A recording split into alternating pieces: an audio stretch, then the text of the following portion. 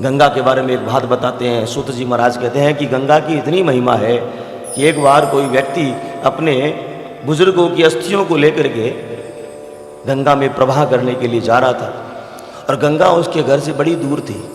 तो पहले ये साधन तो नहीं थे, घोड़े गाड़ी पैदल ही यात्रा करनी पड़ती थी। तो यात्रा करते करते रात हो गई। जब रात हुई तो किसी गांव में वो था, तो किसी गांव में उसने किसी झोपड़ी में सहारा लिया कि रात्रि काल यहीं बिताएंगे। अब रात्रि में क्या होता है, अंधेरा होता है। और गांव था, रात्रि काल में उसकी आंख खुली लघु शंका करने के लिए। तो पहले क्या है कि घर में तो बाथरूम होते नहीं थे, घर से बाहर जाना पड़ता था। रात्रि का काल, निषिद्ध काल, 2 बजे के समय उसने क्या देखा, दूर कहीं आग जल रही है और कुछ लोग नृत्य कर रहे हैं। उसे लगा कहीं कोई भगवान का आयोजन हो रहा है और वो देखने के लिए कौतूहलवश वहाँ चला गया। जैसे कुछ दूरी पर खड़ा होकर देखा, उसने क्या देखा, सारे लोग नाच रहे हैं। उसने जाके पूछा, क्यों नाच रहे हो? बोले, तू कौन है? तो उसने अपना परिचय दिया कि तू हमें जानता है क्या? कि ना। तो फिर क्यों आया आधी रात को हमारे पास? तो क्यों, आप लोग कौन है? बोला, हम सब भूत हैं। नहीं विश्वास होता, मेरे पैरों को देख ले। सारे को पैर उल्टे थे। वो घबराया। रुक रुक रुक, तूने जो प्रश्न पूछा उसका उत्तर तो लेता जा। हम क्यों नाच रहे हैं? कल हमारे पुत्री का विवाह है। अच्छी बात है, बधाई हो आपको। भाई छोड़ो, मैं जाना है मेरे को। कि नहीं, पूरी बात सुन। जिस घर में तू रुका है उसके भी एक पुत्र है। वो पुत्र कल मर जाएगा और भूत बनेगा, उसी से मेरी पुत्री का विवाह है। अब तो और घबराया कि वो मरने वाला है और भूत कभी झूठ बोलते नहीं है, सुना है। वो डरता डरता आया। अब नींद कहाँ वे महाराज, प्रातःकाल हुआ कि रात को सपना देखा कि सच था। सपना तो हो नहीं सकता, फिर सोए ही नहीं वापस में, था तो सच। इंतजार करने लगा। प्रातःकाल हुआ। उसने कहा अब जो होगा देखा जाएगा। उसके घर वालों ने कहा कि हमें भी गंगा स्नान करने के लिए चलना है, पंडित जी आप आए हो हमारे घर रात रुके हैं आप।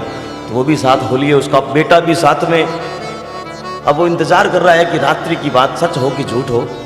गंगा किनारे पहुंच गया। साथ में वो जिसके रुका था वो था, उसका बेटा था जो मरने वाला है, और वो स्वयं था। अचानक से क्या देखा, भीड़ को चीरता हुआ एक सांड आया। बड़ा सांड, उसके बड़े बड़े सींग, और वो धरती को कुरेदता हुआ आ रहा है। सांड जब लड़ता है तो क्या करता है, बार बार धरती में। और गंगा का किनारा था महाराज, और उसने जो ही उस पुत्र को देखा और सींग उसके पेट में घुसेड़ दिया और वो मृत्यु को प्राप्त हो गया। सारी घटना तो उस पंडित जी को पता थी, रात में भूतों ने कह दिया था। उसने कहा देखो रे कैसी इसकी लीला हुई।